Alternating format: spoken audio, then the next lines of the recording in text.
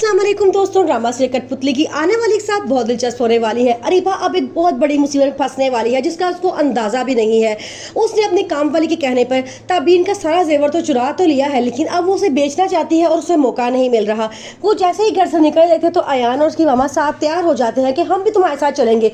ऐसा लगता है जैसे उनको थोड़ा सा शक हो चुका है कि ये जरूर कुछ ना कुछ गलत करने वाली है, या उनको पता लग चुका है कि जेवर गायब है और अभी उसको बेचना चाहती है। रास्ते में अरीबा अपने बैग को सीने के साथ लगाए रखती है। इस बात का उसकी मामा को भी शक हो जाता है, इस बैग में जरूर कोई चीज है जो अरीबा हमसे छुपा रही है। वो जान के अयान के नोटिस में लाने के लिए अरीबा को कहना शुरू कर देती है कि इस बैग में ऐसा क्या है जो तुम इतना अपने सीने के साथ लगा के रख रही हो।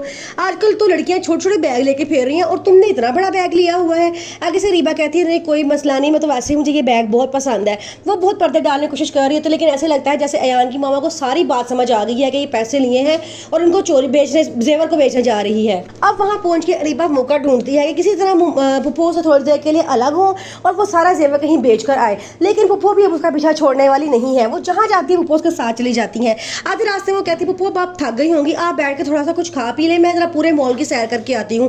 उसकी मम्मी कहती है नहीं, घर में मैं अकेलेपन से बहुत घबरा जाती हूँ, यहाँ में जहाँ तुम जाओगी मैं तुम्हारे साथ साथ रहूंगी।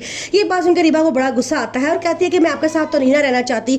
वो दरअसल ये जेवर बेच के पैसे इकट्ठे करना चाहती है और अपनी काम वाली को देना चाहती है ताकि वो जाके बुजुर्ग को देकर आए और अयान की और उसकी शादी हो जाए। लेकिन उसको ये अंदाजा नहीं होता कि वो कितनी बड़ी गलती कर बैठी है, उस गलती की इसको क्या खमियाजा भुगतना पड़ेगा। इस चोरी का पता लगने के बाद अयान जो उसे पहले पसंद करना शुरू हो गया था, लेकिन अब वो उसे और मजीद नफरत करेगा और उसे धुतकार के उस घर से भी निकलना पड़ेगा जो अपने माँ बाप का घर तो वो पहले ही छोड़ कर आई थी। वो अरीबा के पास जाती है और जाके कहती है कि मैं एक पीर साहब को जानती हूँ, अगर आप मुझे इजाजत दे तो मैं उनसे जाके कहूंगी कि आपकी और अयान की शादी के लिए कुछ ना कुछ करें, तो वो जरूर कुछ ऐसा करेंगे जिससे आप दोनों की शादी हो जाए।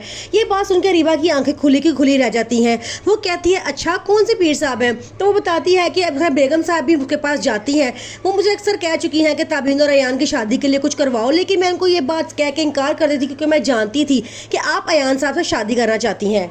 अरीबा कहती है ये तो तुमने बहुत अच्छा किया है और वाकई ऐसा ही होगा, मैं ही अयान से शादी करूंगी, लेकिन मुझे इसके लिए क्या करना पड़ेगा।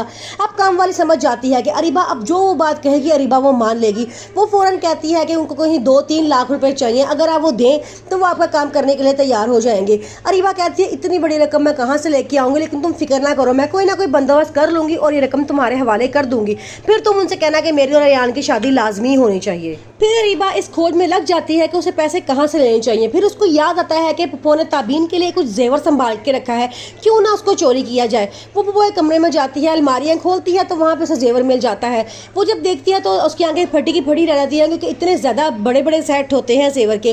वो कहती है क्यों ना मैं एक चोरी करूँ। फिर कहती है जब मैं चोरी करनी है और इल्ज़ाम भी लेना है अपने साथ तो क्यों ना मैं 2 सेट चोरी कर लूँ।